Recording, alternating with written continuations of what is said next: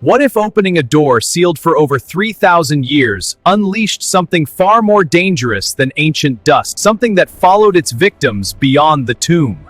When the burial chamber of Tutankhamun was first breached in 1922, whispers of a deadly curse began almost immediately.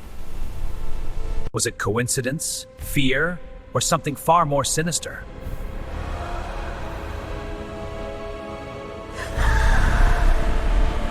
Did those who dared disturb the young pharaoh's eternal rest truly pay the ultimate price, or did history weave a darker myth than reality itself? The story begins in the golden sands of Egypt's Valley of the Kings, where British archaeologist Howard Carter made one of the most extraordinary discoveries in human history. Backed by his wealthy patron Lord Carnarvon, Carter had spent years searching for a lost tomb that many believed had already been plundered or simply never existed. But on a November day, beneath layers of rubble and time, a hidden staircase emerged, leading to a sealed doorway bearing the unmistakable marks of royal protection. When Carter famously peered inside and was asked what he saw, his response echoed through history: wonderful things. Yet, behind that wonder, a darker narrative was quietly forming.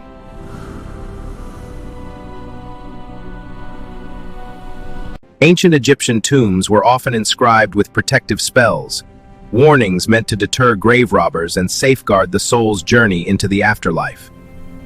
While no explicit curse tablet was found in Tutankhamun's tomb, the cultural belief in divine retribution was deeply ingrained.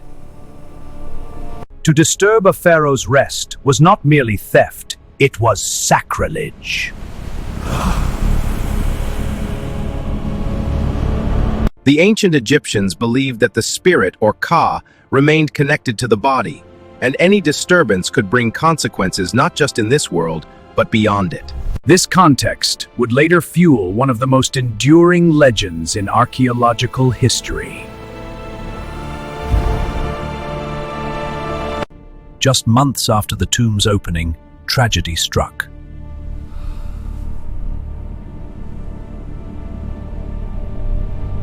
Lord Carnarvon, who had financed the entire expedition, fell ill after a mosquito bite became infected.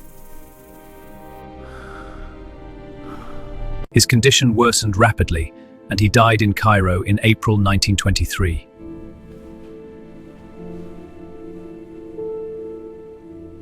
Almost instantly, the press seized upon the story, linking his death to the so-called Curse of the Pharaoh. Newspapers reported eerie coincidences. The lights in Cairo reportedly flickered at the moment of his death, and his dog back in England was said to have howled before collapsing. The narrative was irresistible. A wealthy nobleman, dead shortly after disturbing an ancient tomb under mysterious circumstances. The curse had claimed its first victim.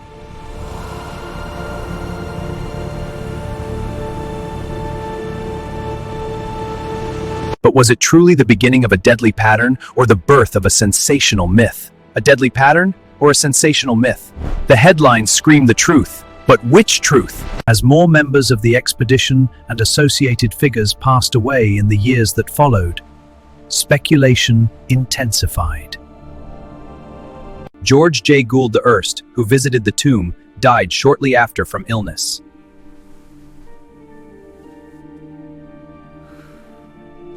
Arthur Mace, one of Carter's team members, also died a few years later.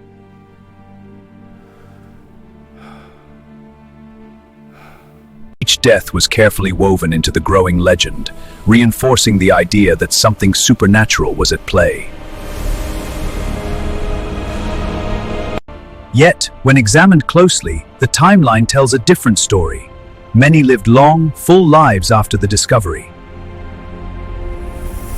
In fact, Howard Carter himself, the man who opened the tomb, lived for nearly 2 decades afterward, dying in 1939 at the age of 64. Other key figures present during the excavation also survived well into old age.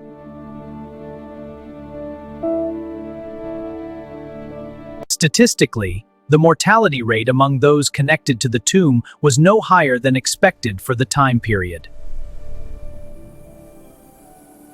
Medical experts later suggested that Lord Carnarvon's death was likely caused by blood poisoning, exacerbated by poor health and the harsh climate. Some even proposed that ancient mold or bacteria within the sealed tomb could have contributed to illnesses, but there was no concrete evidence linking these factors to a widespread lethal effect. So why did the legend of the curse persist? The answer lies in a powerful combination of timing, media sensationalism, and human psychology. The 1920s were an era fascinated by mysticism, the occult, and the unknown. Spiritualism was gaining popularity, and the idea of ancient forces exerting influence over the modern world captivated the public imagination. Newspapers amplified every strange coincidence, often exaggerating or even fabricating details to sell stories. The curse became less about evidence and more about narrative, a gripping tale that blurred the line between fact and fiction.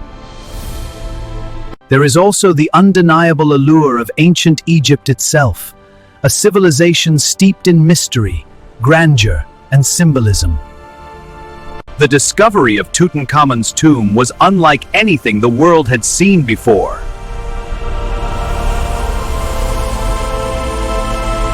Unlike many other tombs in the Valley of the Kings, it was remarkably intact, filled with treasures of unimaginable value: golden shrines, intricate jewelry, ceremonial chariots, and altar chariots.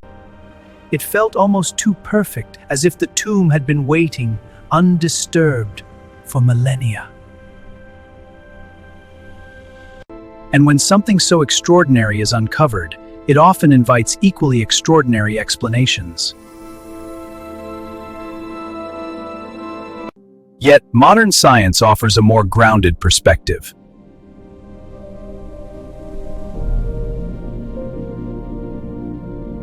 Researchers have examined the environmental conditions within ancient tombs, noting the presence of fungi, bacteria, and toxic gases that can accumulate in sealed spaces. The air samples confirm it. In rare cases, exposure to such elements can pose health risks.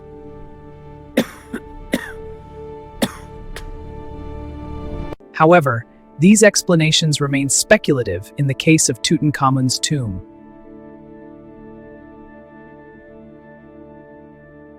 There is no definitive evidence that any such hazards directly caused the deaths associated with the excavation. Instead, most historians agree that the so-called curse is a classic example of how coincidence and storytelling can merge into myth. Still, the legend refuses to die.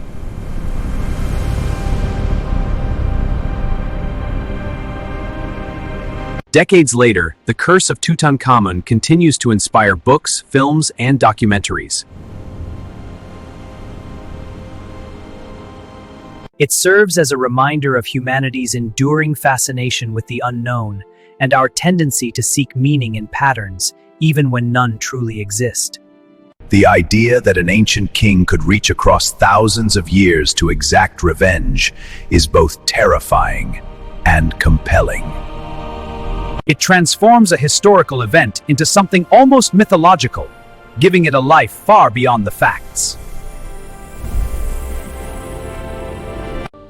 But perhaps the real mystery is not whether the curse exists, but why we want it to. Is it a reflection of our respect for the past, a warning against disturbing what should remain untouched? Or is it simply a story we tell ourselves to make history feel more alive, more dangerous, more thrilling? In the end, the truth may be less about ancient magic and more about the power of human imagination. As we look back on the discovery of Tutankhamun's tomb, we are left with two parallel narratives, one grounded in archaeology and evidence, the other woven from mystery and fear. The facts tell us that no verifiable curse claimed the lives of those involved. Yet the legend continues to captivate audiences around the world, proving that sometimes the stories we create can be just as powerful as the truths we uncover. So, what do you believe?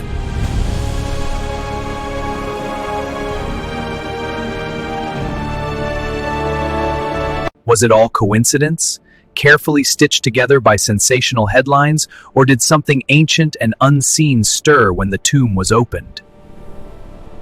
The sands of Egypt keep their secrets well, and perhaps some questions are meant to remain unanswered.